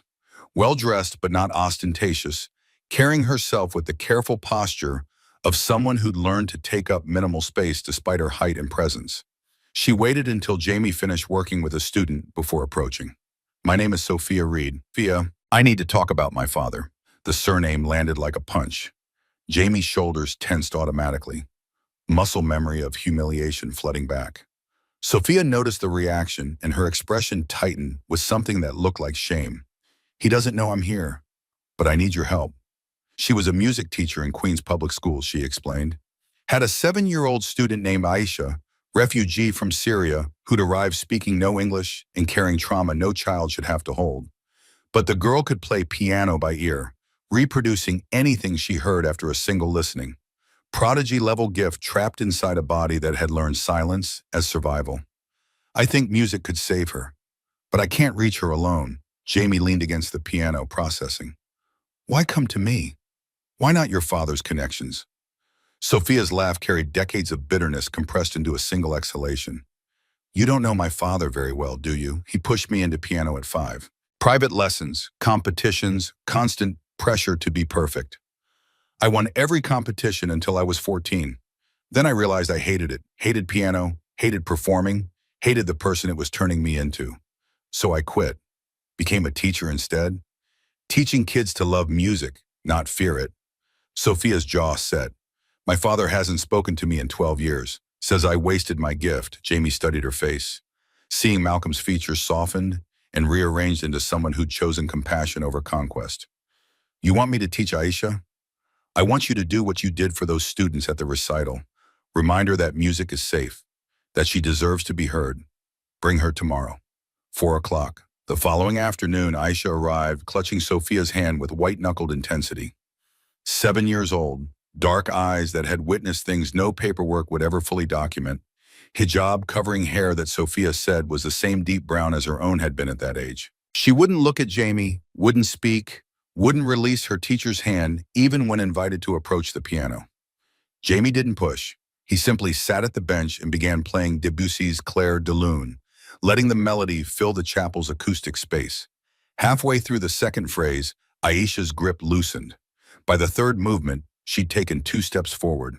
When the piece concluded, she was standing beside the piano, her small hand resting on its curved side as if drawing strength from the vibrations still humming through the wood. He played it again. This time Aisha climbed onto the bench beside him, her feet dangling high above the pedals. She watched his hands with the intensity of someone trying to memorize a map to safety. When he finished, she placed her own fingers on the keys, tentative, testing, and played back what she'd just heard. Note perfect, emotionally exact. Jamie's breath caught. How long has she been able to do this? Since she arrived. Sophia's voice was thick, but she won't perform, won't speak about it, won't engage unless the music is already happening. They worked together for 45 minutes, Jamie playing short phrases and Aisha echoing them back with increasing confidence. By the session's end, she'd played a complete piece, not copied, but created, something that sounded like Damascus and displacement and desperate hope all compressed into melody. When they were packing up, the door burst open with enough force to slam against the wall. Malcolm Reed stood in the entrance, his silver hair disheveled in a way Jamie had never seen at the gala, his expensive coat unbuttoned despite the November cold. "Get away from my granddaughter." The words came out harsh, but underneath Jamie heard something else. Fear, the primal terror of a man watching his last chance at redemption slip away. Sophia stepped between them, her body language shifting into protection mode. "How did you—" "Your school receptionist recognized my name, called to congratulate me on my granddaughter's musical talent." Malcolm's eyes stayed fixed on Jamie. "I assume she didn't mention that this charlatan is using traumatized children for publicity." Jamie stood slowly, keeping his movements deliberate and non-threatening. "The only person using children here is you. You used Sophia until she broke. You know nothing about my daughter. He knows exactly what you did." Sophia's voice shook but held firm. "Because you did the same thing to those students you mocked. You need music to be about winning because if it's about feeling, you have nothing." Malcolm's face flushed, the mask of control slipping to reveal something raw and wounded beneath. "I came here to protect Aisha from— From what? From someone who wants to help her heal?" Sophia took a step toward her father. "Or from becoming another version of me, talented and miserable and convinced that every mistake means she's worthless?" Behind them, forgotten in the argument, Aisha had climbed back onto the piano bench. She began playing again, not Debussy this time, but something of her own creation. The melody spoke of raised voices and broken things and a child who'd learned that adults fought and children disappeared. The music silenced them all. Malcolm turned toward the sound, and something in his expression cracked open. He stood frozen, watching his granddaughter transform her fear into notes that hung in the air like accusations he couldn't dismiss with clever words. When Aisha finished, she looked directly at Jamie for the first time. "Mr. Cooper, did I play good?" Jamie knelt beside the bench, eye level with this small survivor who'd just spoken her first English in his presence. "You played your truth. That's the only good that matters." Malcolm left without another word, but the damage had been done. Jamie knew men like him didn't retreat. They regrouped. The article appeared in the Sunday Times 3 days later, Malcolm's byline attached to 1,500 words of calculated destruction. The listening room, feel-good scam or legitimate arts education? The headline asked a question the text had already answered. Jamie Cooper, the piece claimed, exploited vulnerable students for emotional manipulation, lacking any certified music education credentials. The foundation wasted donor money funding unqualified staff. Students were used as props in fundraising theater designed to extract sympathy dollars from guilty, wealthy people. Kate called at 7 in the morning, her voice tight with the kind of control that preceded explosion. "Have you seen it?" "Just finished." Jamie stood at his kitchen window watching the city wake up, Lily still asleep in her room. "How bad?" 3 major donors called before 6. "They want emergency meetings. Board has scheduled a session for Friday." "What do we do?" Kate's silence stretched long enough that Jamie thought the call had dropped. When she spoke again, her voice carried the weight of decisions being made in real time. "We fight, but I need you to understand something. This isn't just about the program anymore." Malcolm's making it personal. "Donors are scared of controversy, and scared donors are useless donors. So we convince them. It's not that simple." Her breath came through the phone like static. "The board is going to demand accountability. They're going to want someone to blame." Friday's emergency session happened in the Sterling Foundation's boardroom, 43 floors above street level, where the city looked like a toy model of itself. 12 board members sat around a table that cost more than Jamie's annual salary. their faces arranged in various configurations of concern and calculation. Kate stood at the head of the table, her CEO armor fully deployed. I've asked James Cooper to join us because the allegations directly reference his qualifications and methods. Richard Thorne, the donor who'd pulled and then reinstated funding, leaned forward. With all due respect, Catherine, the question isn't whether Mr. Cooper is a good teacher. The question is whether we can afford the perception that we're funding an amateur operation. Perception built on lies written by a man with a personal vendetta. Lies that are being repeated by other outlets. Thorne pushed a folder across the table. 3 articles in the past 2 days questioning the program's legitimacy. 2 parent groups have filed complaints with the city about unlicensed instruction. Jamie spoke for the first time since entering the room. Those complaints came from families whose children never attended our program. They're manufactured, which is irrelevant if the damage is done. A woman Jamie didn't recognize, late 50s, expensive suit, the kind of face that made a career of saying no, tapped perfectly manicured nails against the table. The foundation cannot survive this kind of scrutiny. Our reputation underwrites hundreds of programs. If we lose credibility here, we lose it everywhere. So what are you proposing? The woman smiled, but there was no warmth in it. We're proposing that you make a choice, Catherine. The program or your position. We'll continue funding the listening room under new management, or you can maintain your CEO role and we shut down this particular initiative. That's not a choice. That's extortion. That's governance. The foundation is bigger than one program and bigger than your personal investment in it. We need you to be rational. Kate's hands flattened against the table, her knuckles white with pressure. You're asking me to fire the person who created this program because a vindictive critic wrote a hit piece? We're asking you to consider what's best for the foundation's future. Jamie stood, the movement drawing every eye in the room. You don't need to do this. If keeping me costs the program, then I'll go. Find someone with credentials and no controversy. What matters is that the work continues. Kate turned to face him, and Jamie saw something in her expression that made his chest tighten. Don't be noble. This isn't about you stepping aside. This is about them demanding I betray what we built because they're afraid of bad press. The board member who'd been silent until now, an older black man with gray beard and kind eyes, cleared his throat. I've been on this board for 17 years, watched Catherine transform this foundation from a tax shelter into something that actually changes lives. And I've never seen her as passionate about anything as she is about this program. He paused, letting that weight settle. So I have to ask, are we really going to let Malcolm Reed dictate our decisions? A man who spent 30 years tearing down artists to make himself feel important? The mood in the room shifted slightly, pressure redistributing, but the woman with the manicured nails pressed forward. The question isn't about Malcolm Reed's character. It's about our fiduciary responsibility. If Catherine can't separate her personal relationship with Mr. Cooper from her professional judgment, then perhaps she's not the right person to lead this organization forward. The words landed like napalm. Kate's face went white, then flushed with anger Jamie had never seen her display publicly. My personal relationship has nothing to do with my professional judgment. The listening room works because it addresses a need no other program fills. We've documented outcomes, students who've rejoined society, families strengthened, veterans managing PTSD through music instead of medication. Those are facts, not feelings. Facts that are being questioned by the press. Then we present better facts. We invite critics to observe. We offer transparency. The woman shook her head. The damage is done, Catherine. The only question is how we contain it. Kate looked around the table, seeing the decision already made in most faces. The board would vote her out if she fought this, would kill the program out of spite if she chose defiance over compliance. She'd spent 20 years building this foundation into something that mattered, and now it was a weapon being aimed at the thing she cared about most.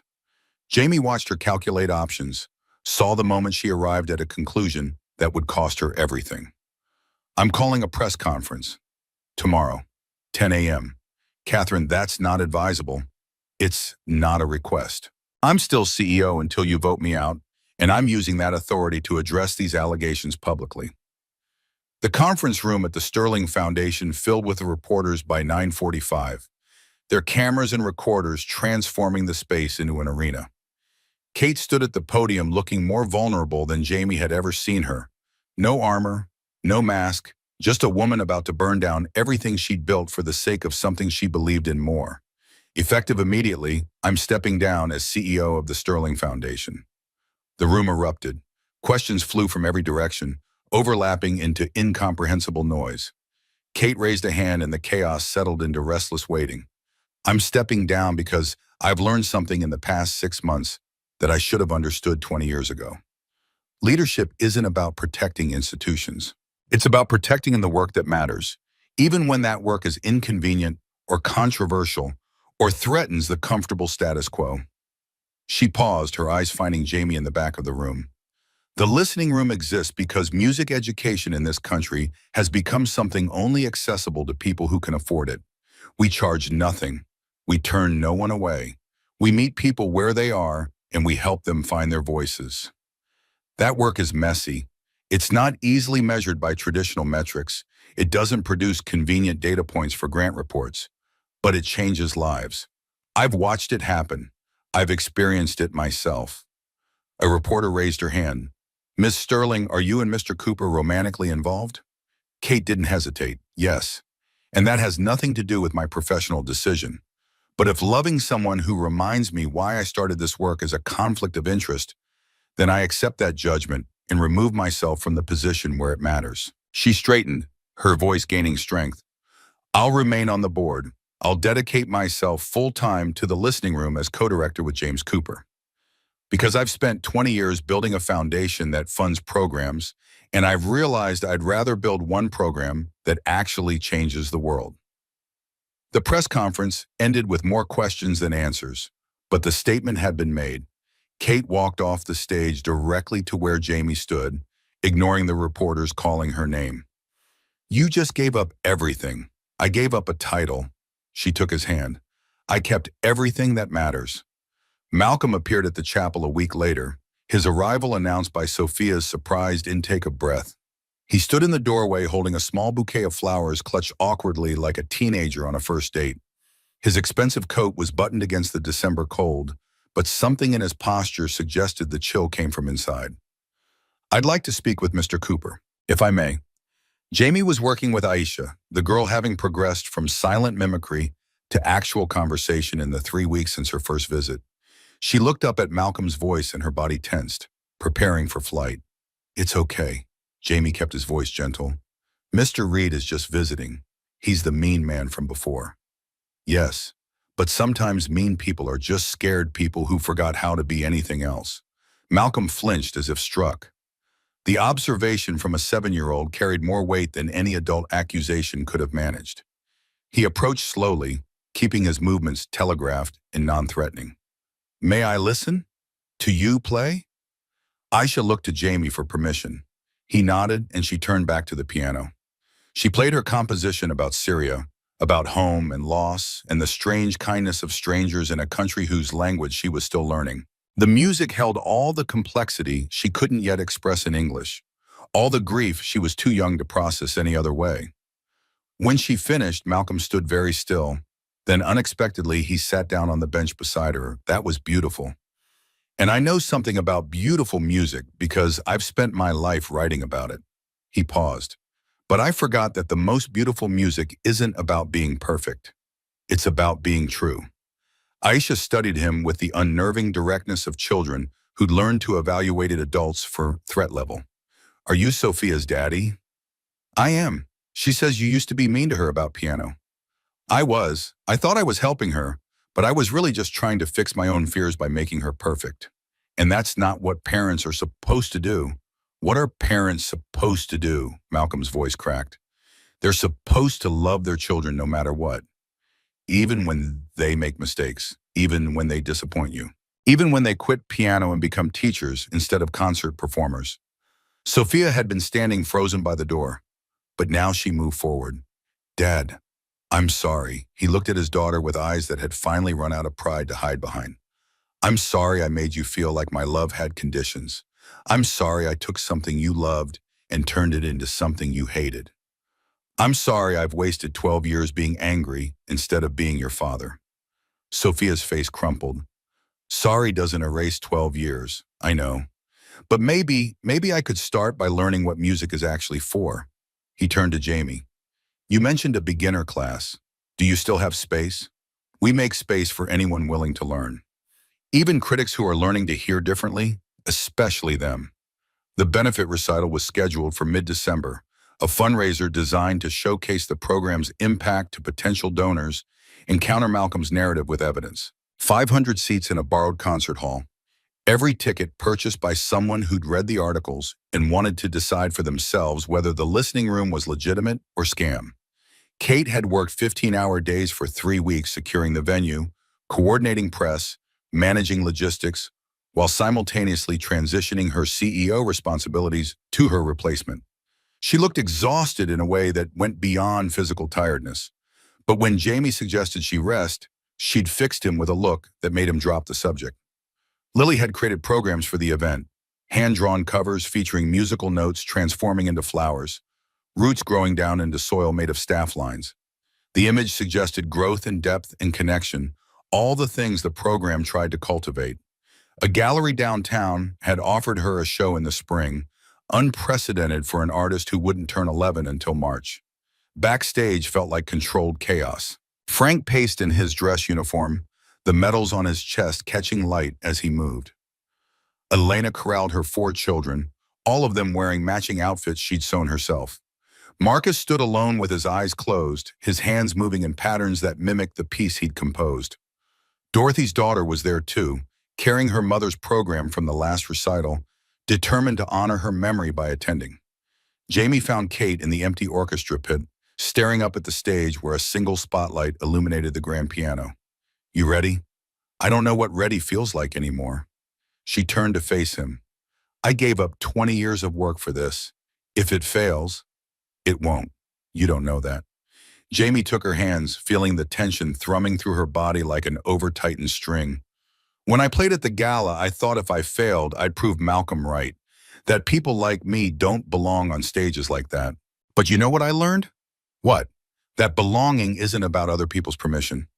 It's about showing up and telling the truth even when your hands are shaking. The performance began with Frank, his trembling hands now a visible testament to survival rather than weakness. He'd composed a piece for his squad leader, the man who'd played harmonica after firefights to remind them they were still human. The music captured both the horror and the grace, the way beauty persisted even in places designed to destroy it. When he finished, the audience didn't just applaud, they understood. You could see it in their faces, the shift from skeptical observation to genuine recognition.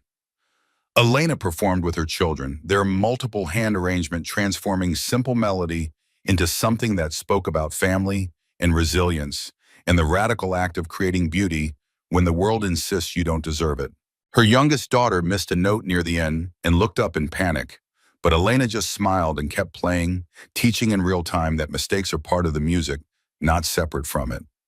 Marcus Chen's premiere showcased the composition that had earned him a full scholarship and recording contract. He performed with an ensemble of musicians who'd followed his career trajectory with increasing interest. The piece was technically complex and emotionally demanding, requiring the kind of integration between intellect and feeling that most composers spent lifetimes trying to achieve. He was 17 and already better than good, already changing the conversation about what music could do. Aisha played last among the students, Sophia standing in the wings where the girl could see her if she needed reassurance. She performed her Syria piece with 7-year-old hands that understood loss better than most adults ever would. The melody captured displacement and hope in equal measure, spoke of a home that existed only in memory and a future that was still taking shape. When she finished, she spoke into the microphone with the careful pronunciation of someone learning a new language. This is for my mama. She's still in Damascus. I hope she hears. The audience rose as one. Several people were openly weeping. Malcolm sat in the second row throughout, his face cycling through emotions Jamie could only partially decode. When Aisha played, something in his expression suggested he was seeing his own daughter's career through different eyes, understanding finally what he'd stolen by demanding perfection instead of offering love. Jamie took the stage with Kate beside him, both of them dressed simply. No formal wear, no pretense. They decided to perform together, a duet version of the lullaby that Jamie had finally completed. 9 months ago, I started writing a song for my daughter that I couldn't finish because the grief was too heavy. But I've learned something in the past year. He looked at Kate, then out at Lily in the front row. Grief doesn't have to be the end, it can be the beginning. And the best music isn't created alone. It's created in communion with people who see you clearly and stay anyway. Kate stepped forward. Tonight we're playing the complete version, together, because that's what the listening room is about. Not performing for others, but connecting with them. Not pretending we're whole, but showing our broken places and trusting that someone will meet us there. They sat at the piano, their hands finding starting position. Jamie began with the melody he'd written 10 years ago, the tender, heartbreaking section about Sarah and loss and a baby girl born into grief. But now Kate's part joined in, her harmonies speaking of healing and second chances and the way love could emerge from ruin if you were brave enough to let it. The music built in complexity, their two voices weaving together into something neither could have created alone. The melody spoke of hospital rooms and empty apartments and nights spent wondering if survival was the same as living. But it also spoke of small hands holding sketchbooks, of letters arriving exactly when needed, of piano benches shared between two people learning to be whole again. The climax came not in volume but in vulnerability, both of them playing with every wound visible, every scar exposed, every moment of doubt transformed into notes that hung in the air like prayers. The audience disappeared. The critics disappeared. Even the stakes disappeared. There was only the music and the truth it carried, and two people brave enough to play it. The resolution was gentle, settling into peace rather than triumph. The final chord resonated through the hall, and in that moment before applause broke the spell, Jamie thought he heard Sarah's voice, not sad, not angry, just proud. Proud that he'd finished what he started. Proud that he'd found someone else to love without forgetting how to love her. Proud that their daughter was watching and learning that loss didn't have to mean the end. The standing ovation lasted 7 minutes. Kate gripped Jamie's hand on the piano bench, tears streaming down her face, making no effort to hide them. "We did it. You did it. This was always your vision." No, her voice was fierce despite the tears. "It was ours. From the moment you played at that gala, it was ours." Lily appeared on stage, climbing up before anyone could stop her. She wrapped her arms around both of them, creating a small circle of 3 people who'd learned that family wasn't always about blood. Sometimes it was about music and choosing each other and showing up even when you were scared. Behind them, Malcolm Reed stood with his daughter and granddaughter. He was crying too, the mask finally abandoned completely. He caught Jamie's eye across the chaos and nodded once, a gesture of acknowledgement that cost him more than anyone would ever know, but which opened a door that had been locked for decades. 1 year later, the listening room had expanded to 5 locations across the city. The original chapel still served as headquarters, but now there were satellites in Brooklyn, Queens, the Bronx, and Staten Island. 200 students, ages 6 to 78, each carrying their own story of things unsaid and wounds half healed. Jamie stood in the chapel on a Sunday afternoon watching Lily, now 11 years old, teach a group of younger children basic music theory. She'd inherited her father's prescience and her mother's insight, and the combination made her a teacher despite her age. Kate had officially adopted her 3 months ago, a legal proceeding that changed nothing about their relationship, but everything about what it signified. The paperwork had arrived on a Tuesday. Kate had presented it over breakfast with the kind of nervous energy usually reserved for first dates. "I know I'm not trying to replace Sarah. I know I can't be her mother. But if it's okay, I'd like to be something. Legally, something." Lily had looked at the papers, then at Kate, then at Jamie. Then she'd simply said, "You've been my something for a year already. The papers just make everyone else notice." Frank ran veteran workshops twice a week now, his trembling hands a badge of honor rather than shame. Elena had been hired as assistant director, managing 3 of the satellite locations while pursuing her bachelor's degree. Marcus Chen's first album had dropped in September to critical acclaim, and he dedicated it to the janitor, who reminded him that different minds hear different music. Malcolm Reed volunteered every Tuesday evening, teaching a beginner class with the humility of someone who'd spent decades tearing things down and was now learning to build. He and Sophia had dinner every Sunday, slowly rebuilding trust through the patient accumulation of small gestures. Aisha lived with them both now, Sophia having completed the foster-to-adopt process with Malcolm's financial and emotional support. The girl spoke English fluently and had started composing pieces that graduate students studied for their emotional complexity. Kate split her time between administrative work and teaching, having discovered that she preferred the immediate impact of classroom instruction to the abstract satisfaction of board meetings. She still served on the Sterling Foundation board, but from a distance that allowed her to focus on what mattered. Jamie found her in the office late one evening, surrounded by grant applications and budget spreadsheets. She looked up when he entered, her reading glasses sliding down her nose. "Lily's asleep. I told her she could finish the drawing tomorrow." "She wanted to finish tonight." "I know, but even artists need rest."